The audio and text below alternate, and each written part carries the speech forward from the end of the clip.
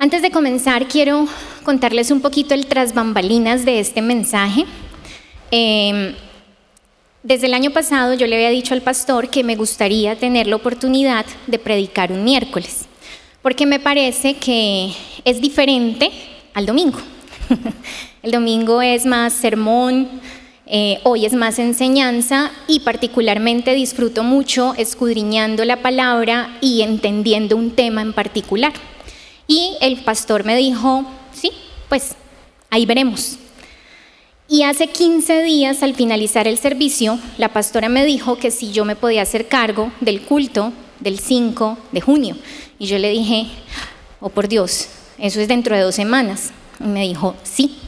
Le dije yo, pues me gustaría, pero no tengo tiempo. Tengo bastantes compromisos laborales y a mí preparar un sermón me cuesta trabajo. El Espíritu Santo me ayuda, pero me demoro. Entonces son alrededor de 16 horas, que vienen siendo como 2 días laborales, contando la oración pre y post preparación. Entonces yo le dije, bueno, y ella me dijo, no, pero tranquila, porque los miércoles son series. Entonces el pastor ya tiene el contenido y usted lo que va a tener que hacer es preparar. Y yo le dije, bueno, así sí. Al domingo siguiente le dije, pastora, ¿y cuándo me pasa el pastor el contenido? Me dijo, no, pues yo hablé con él y me dijo que usted lo preparara. Y le dije yo, pero usted me dijo, yo no sé, hable con él, organice con él y mire qué pasa. Y hablé con él y me dijo, ¿y usted no dijo que quería un miércoles? Pues ahí lo tiene. Le dije yo, pues sí, pero no así, con más tiempito. Pero bueno, al final tuve tiempo, gloria a Dios, y aquí está el mensaje.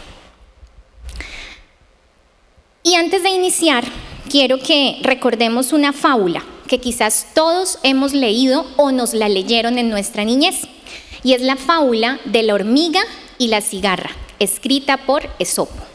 Y dice así: durante todo un verano, una cigarra se dedicó a cantar y a jugar sin preocuparse por nada.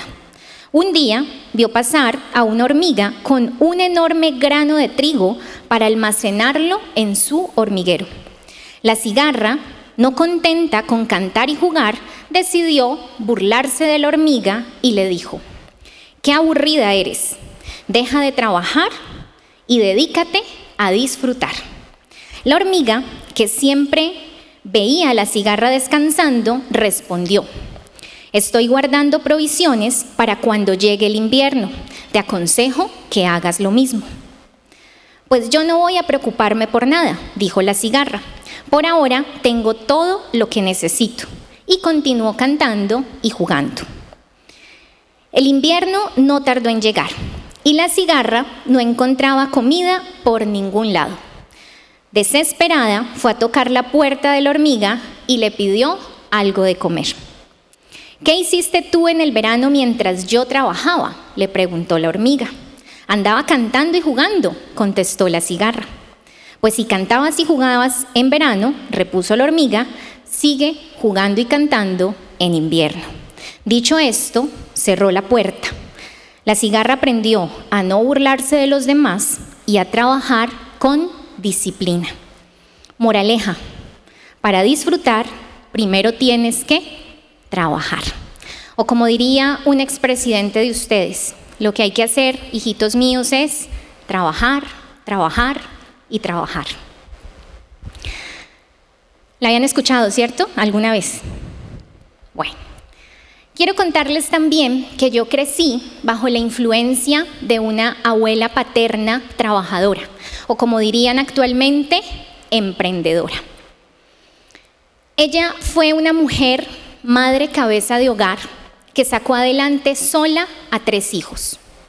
Hizo hasta 3º de primaria. Pero su falta de preparación académica no fue un obstáculo para que pudiera hacer uso de su inteligencia. Y a punta de esfuerzo lo sacó adelante. Ella lavaba ropa, pasaba largas horas frente a una máquina de coser y en sus mejores épocas vendía mercancía que traía del Ecuador. Nunca tuvo un trabajo fijo ni un marido que la mantuviera, como ella misma decía. Pero aún así logró sacar adelante a sus hijos. Yo tengo muchos recuerdos de ella y de las historias que me contaba. Muchas eran muy tristes, pero también otras muy motivantes y desafiantes. La recuerdo como trabajadora, soñadora, arriesgada, valiente, pero sobre todo temerosa de Dios. De hecho, ella fue la que me mostró a Jesús y gracias a ella desde muy pequeña conocí el amor de Dios. Ella era nariñense, entonces en su jerga puedo decir que era una mujer berraca, echada para adelante.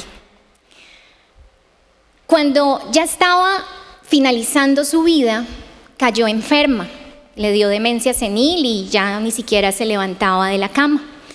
Pero con todo el esfuerzo de su juventud, alcanzó a recaudar un dinero suficiente para solventar sus necesidades económicas al final de su vida y no ser una carga económica para sus hijos, que siempre fue su mayor preocupación.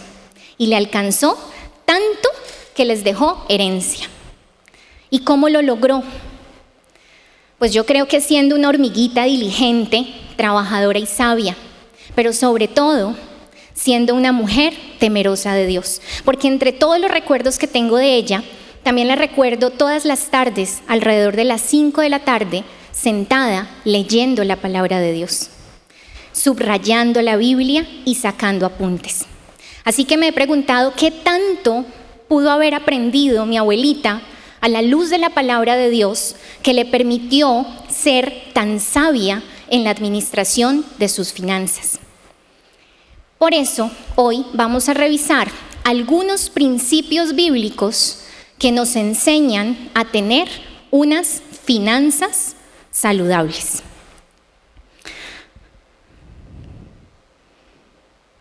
Uno de ellos, y con el que quise empezar, es el de honrar al Señor. Dice Proverbios 3, versículos del 9 al 10. Honra al Señor con tus riquezas y con lo mejor de todo lo que produces. Entonces Él llenará tus graneros y tus tinajas se desbordarán de buen vino. Honra al Señor con tus riquezas y con lo mejor de todo lo que produces. ¿Qué es honrar? Honrar es respetar a alguien. Honrar es enaltecer a alguien reconociendo el mérito que merece por algo que ha logrado. Eso es honrar. ¿Y qué nos está invitando a hacer Salomón en ese proverbio? Que enaltezcamos al Señor, reconociendo que el mérito de lo que tenemos no es de nosotros, sino de Él. Y como es de Él, lo mínimo que tenemos que hacer es respetarlo, enaltecerlo, rendirle mérito. ¿Cómo? Con todo lo que tenemos y con lo mejor de lo que hemos producido. Pero lo que más me gusta de ese versículo es que después del acto de honrar viene una promesa. ¿Y cuál es la promesa? Graneros llenos y tinas desbordadas. Ahora bien, de forma práctica, ¿qué nos enseña la palabra de Dios acerca de honrar al Señor? ¿Cómo podemos nosotros, de forma práctica, rendirle tributo a Dios con nuestras riquezas? El Antiguo Testamento, y específicamente el Pentateuco, nos habla de 3 tributos. O bueno, seguramente hay más, pero vamos a hablar de 3. Diezmo, ofrenda y primicia. ¿Qué son los diezmos? Deuteronomio 14, del 22 al 23. Cada año sin falta deberán ustedes apartar la 10ª parte de todo el grano que cosechen. De esa 10ª parte de trigo, de vino y de aceite, y de las primeras crías de sus vacas y ovejas, comerán ustedes delante del Señor su Dios, en el lugar que Él escoja como residencia de su nombre, para que aprendan a reverenciar siempre al Señor. Entonces el diezmo es sacar la 10ª parte de nuestro producido. ¿Con qué propósito? Con el propósito de reverenciarlo. El segundo tributo son las primicias. Dice Deuteronomio 26, del 1 al 2. Cuando hayas entrado en la tierra que el Señor tu Dios te va a dar en propiedad y te hayas establecido en ella, tomarás los primeros frutos de la cosecha que te dé la tierra y los llevarás en una cesta al lugar que el Señor tu Dios haya escogido como residencia de su nombre. Cuando el Señor nos entrega algo, el tributo que debemos darle es lo primero de lo mejor.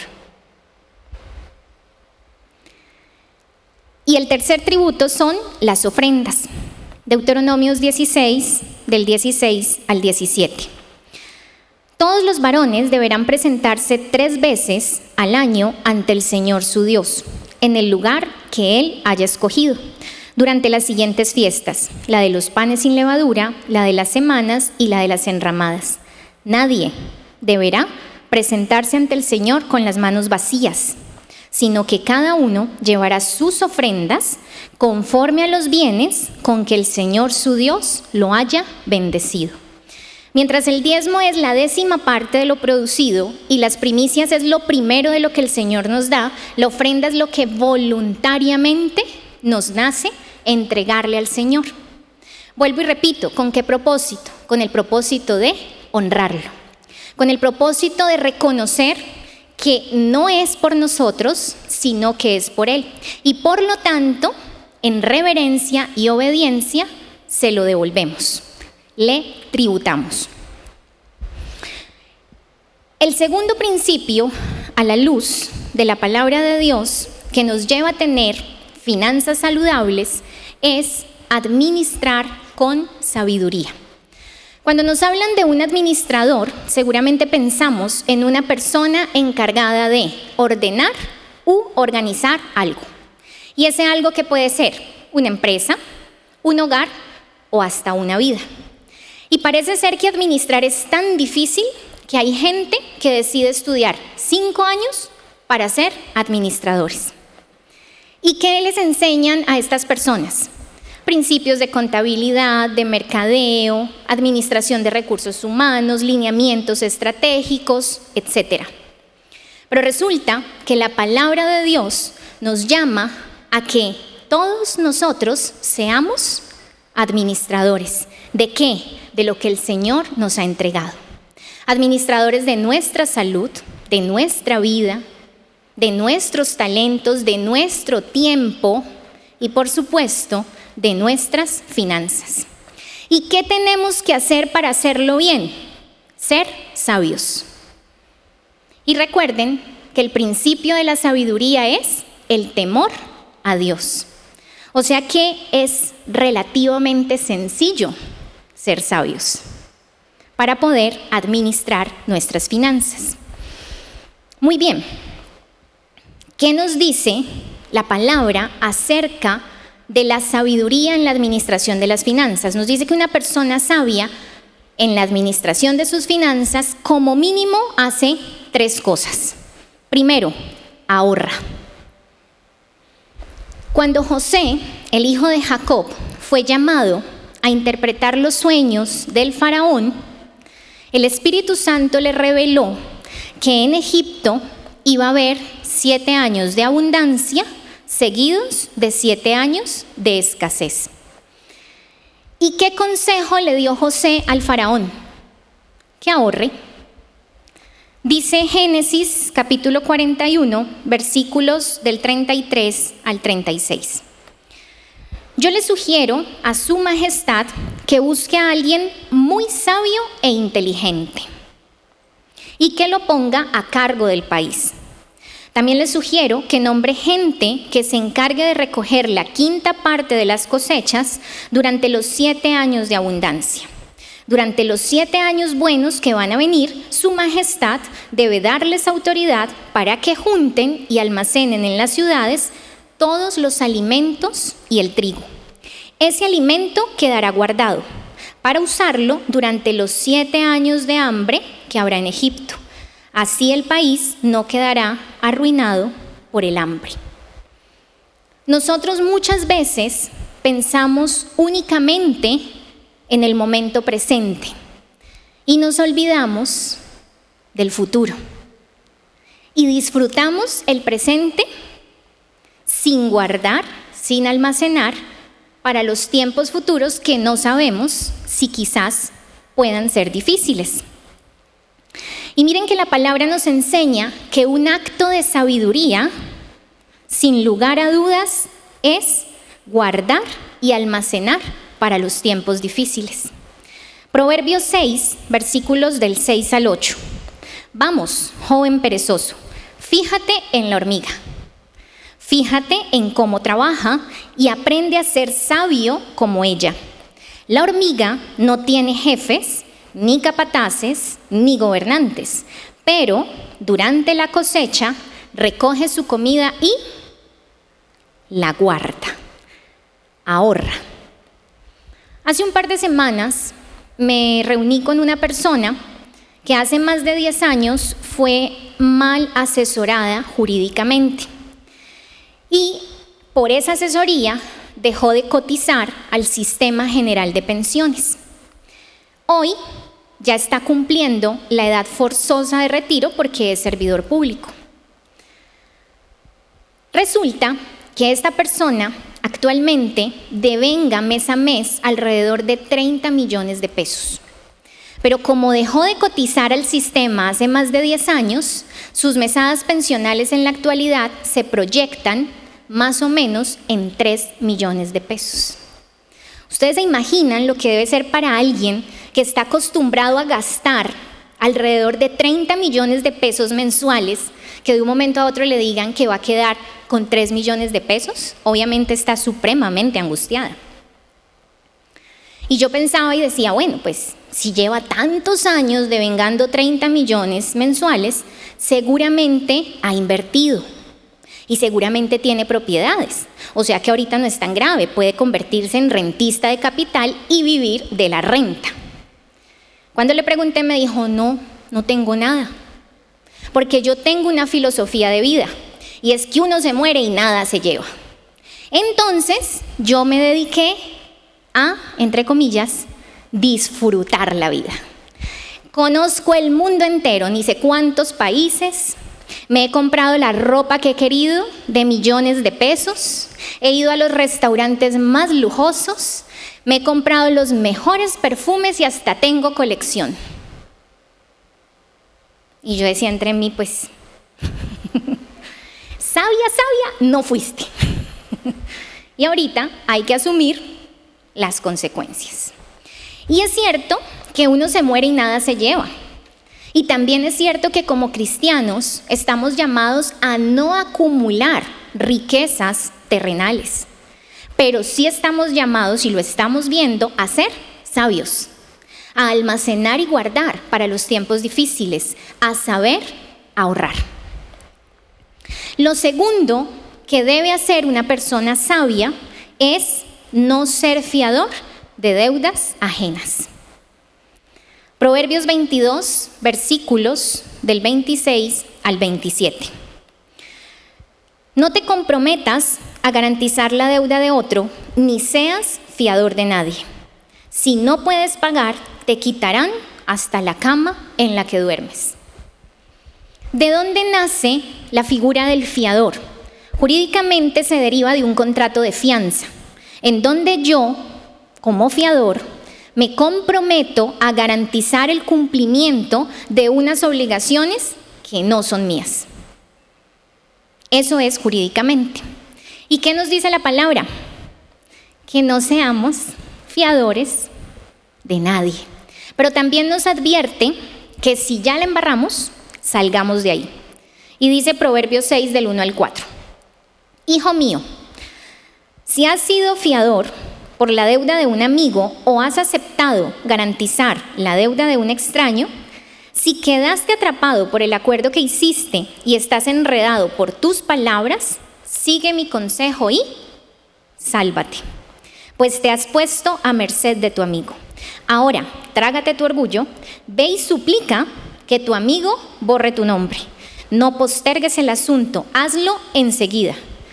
No descanses hasta haberlo realizado. Yo no sé si el Señor a alguien le está hablando hoy. ¿Alguien es fiador? Mañana mismo, mire a ver cómo soluciona eso.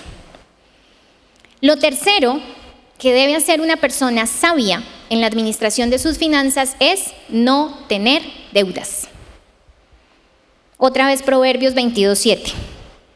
El pobre trabaja para el rico. El que pide prestado se hace esclavo del prestamista. El domingo pasado hablábamos de las cadenas de esclavitud en nuestra vida. Y las malas decisiones financieras nos llevan muchas veces a esa esclavitud. Tomar decisiones de manera imprudente basados por nuestras emociones nos generan cadenas de esclavitud en nuestra vida financiera. Miren, yo no conozco aquí la vida financiera de nadie, entonces si lo que voy a decir le cayó, no fui yo, fue el Espíritu Santo. Yo conozco personas que hacen préstamos para irse de viaje. Conozco personas que van a un restaurante a pagar un almuerzo con tarjeta de crédito hasta 3 o 5 cuotas. Conozco personas que compran porque estaba en promoción. Así lo que estén comprando no les sirva. Es que la oferta era buenísima, ¿cómo le voy a desaprovechar? Que compran cosas inútiles. Hay disque calentadores de toallitas húmedas, ¿sabían? Hay calentadores de toallitas húmedas y hay gente que los compra. ¿Para qué? No sé.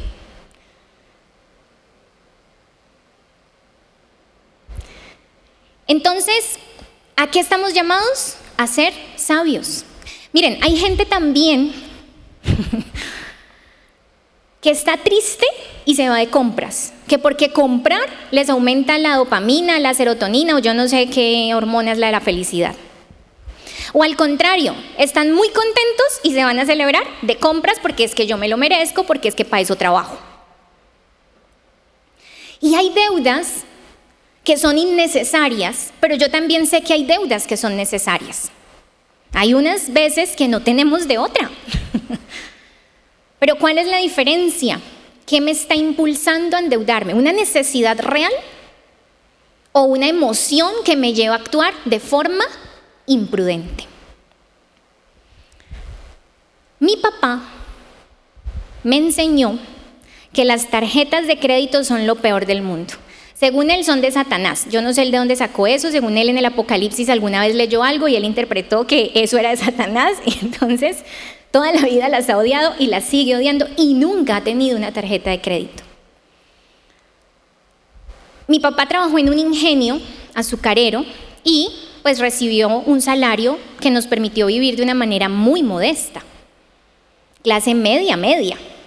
Mi mamá era ama de casa y trabajaba como modista, pero pues sus ingresos como modista eran bastante limitados. Entonces yo crecí teniendo lo justo, ni un poquito más, ni un poquito menos. Y nunca me traumé. Recuerdo que mis amigas del colegio en vacaciones viajaban y se iban fuera del país. Y el paseo más largo que yo tuve en mi niñez fue a Pasto a visitar a la familia de mi papá. Y cuando volvíamos todas hablaban de los parques que habían conocido en Orlando, de las hamburguesas que habían probado y yo lo único que podía contar era del cuy que había comido en esas vacaciones. Y aquí estoy. Entonces para mí no es tan difícil entender que las deudas se pueden controlar. Porque gloria a Dios, crecí con un papá que me enseñó que si no hay plata para comprarlo, pues no lo compramos. Y no tenemos por qué endeudarnos. Vuelvo y repito, estoy hablando de situaciones banales. Porque, por ejemplo, si tuve una deuda que me demoré mucho en pagar y fue el ICETEX. Porque entré becada a la universidad, pero, oh por Dios, la perdí. Y mi papá no tenía plata para pagarme la ICESI. Entonces, ¿qué tocó? ICETEX. ¿Y a quién le tocó pagar? A Lorena cuando se graduó. Entonces, hay deudas necesarias, pero debemos planificarlas y debemos saber que tenemos un presupuesto que nos va a permitir cubrir esa deuda. Sabiduría. El tercer principio para hacer o para tener finanzas saludables es ser diligentes. Proverbios 10, versículo 4. La mano negligente empobrece, mas la mano de los diligentes enriquece. Otras versiones cambian la palabra negligente por perezoso y asemejan la palabra diligencia con esfuerzo en el trabajo. Entonces, ser diligentes es ser cuidadosos, es esmerarnos en el resultado de algo que nos han encomendado y es esforzarnos para hacerlo bien. La palabra de Dios nos enseña que nosotros somos imagen y semejanza de Dios. Y también nos enseña que Dios es un Dios diligente. Génesis 2, del 1 al 2 dice: así quedó terminada la creación de los cielos y de la tierra, y de todo lo que hay en ellos. Cuando llegó el séptimo día, Dios ya había terminado su obra de creación y descansó de toda su labor. El Señor se dio el lujo de descansar cuando vio que su trabajo ya había quedado terminado. Y nosotros, después de media jornada laboral, ya estamos cansaditos y queremos hacer la siesta. Y no estoy diciendo que descansar esté malo. Obviamente que debemos descansar, pero en su justa medida. No seamos como la cigarra holgazana de la fábula de Esopo.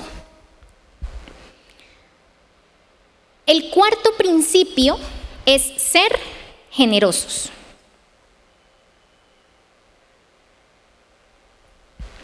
Y la generosidad está directamente asociada con dar y entregar a otros de manera amplia y desinteresada. Recuerden que la palabra nos dice que el Señor ama al dador alegre. O sea que Él se goza cuando nosotros compartimos con otros lo que tenemos. Pero se regocija aún más cuando compartimos no de lo que nos sobra, sino de lo que nos hace falta. Recordemos un episodio que nos relata la Biblia, donde Elías acude a la viuda de Sarepta. Primer libro de Reyes, capítulo 17, versículos del 13 al 16. Entonces Elías le dijo: no tengas miedo, sigue adelante y haz exactamente lo que acabas de decir. Pero primero cocina un poco de pan para mí. Luego, con lo que te sobre, prepara la comida para ti y tu hijo. Pues el Señor Dios de Israel dice: siempre habrá harina y aceite de oliva en tus recipientes, hasta que el Señor mande lluvia y vuelva a crecer los cultivos.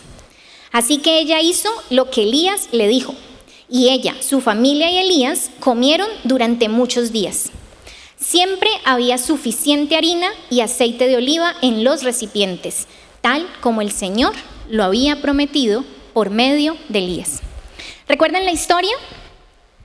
Elías está hambriento y el Señor le dice: ve donde la viuda y pídele un pan.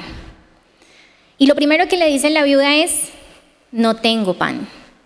Todo lo que tengo es un puñado de harina y unas goticas de aceite para cocinar para mi hijo y para mí, y después morirnos de hambre porque no tenemos nada más. Y Elías le dice: pues muy bien, ve y cocina el puñado de harina con las goticas de aceite, pero primero dame a mí de comer, y de lo que te sobre comerás tú y tu hijo. Pero le advierte que si ella hace eso, habrá bendición y nunca le faltará nada. ¿Y qué hizo la viuda? Le creyó a Elías como profeta de Dios. Y entonces fue bendecida y fue multiplicada. ¿Se imaginan si la viuda no le hubiera hecho caso a Elías? ¿Qué hubiera pasado? Pues hubiera cocinado su pancito con su aceitico de oliva, hubiera comido ella y su hijo, y al otro día hubieran muerto.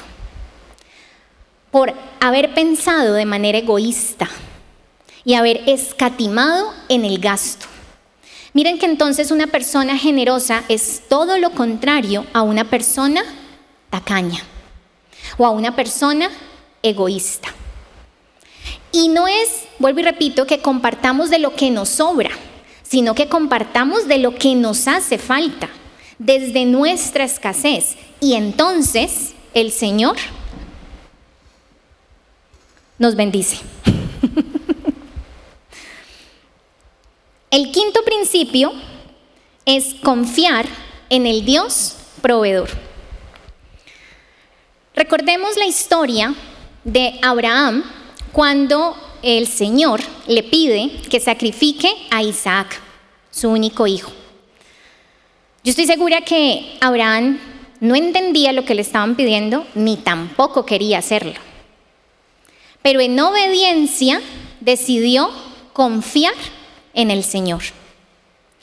Y esa confianza, que la traducimos en fe, le permitió conocer a un Dios proveedor. Génesis 22, del 13 al 14. Entonces Abraham levantó los ojos y vio un carnero que estaba enredado por los cuernos en un matorral.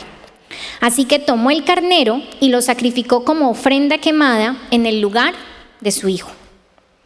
Abraham llamó a aquel lugar Yahvé Jireh, que significa el Señor proveerá. Hasta el día de hoy, la gente todavía usa ese nombre como proverbio.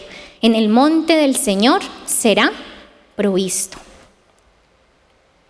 Jesús también le enseñó a sus discípulos que era innecesario afanarse por la comida y por el vestido. ¿Recuerdan esa conversación? Donde Jesús les dice: ¿han visto a las aves del cielo que no cosechan ni siegan, pero aún así el Señor las alimenta? ¿Han visto a los lirios del campo que no hilan, pero ni siquiera Salomón con todas sus riquezas se vistió como uno de ellos? Y entonces le sigue diciendo en Mateo 6, 31-33. Así que no se preocupen por todo eso diciendo: ¿qué comeremos? ¿Qué beberemos? ¿Qué ropa nos pondremos? Esas cosas dominan el pensamiento de los incrédulos, pero su Padre Celestial ya conoce todas sus necesidades.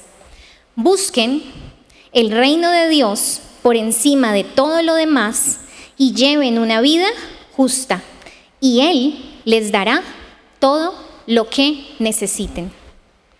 ¿Ustedes creen que el Señor no sabe que nos da hambre y que necesitamos comer? ¿O que Él no sabe que a final de mes tenemos que pagar el colegio de los niños, los servicios públicos? Él conoce nuestras necesidades. No debemos afanarnos, debemos confiar en el Yahvé Jireh, en el Dios de la provisión. Sin embargo, sí debemos hacer algo, y es buscar primeramente el reino de Dios y su justicia. ¿Eso qué significa? Preocuparnos por rendir nuestra vida a Él y por buscar agradarlo con todas las áreas de nuestra vida. Es hacer que el reino de Dios sea establecido en nuestra vida. Y cuando el reino de Dios se establece en nuestra vida porque lo hemos buscado, entonces todo lo demás nos es añadido sin que nosotros nos estemos afanando por conseguirlo. Entonces, ¿ya qué?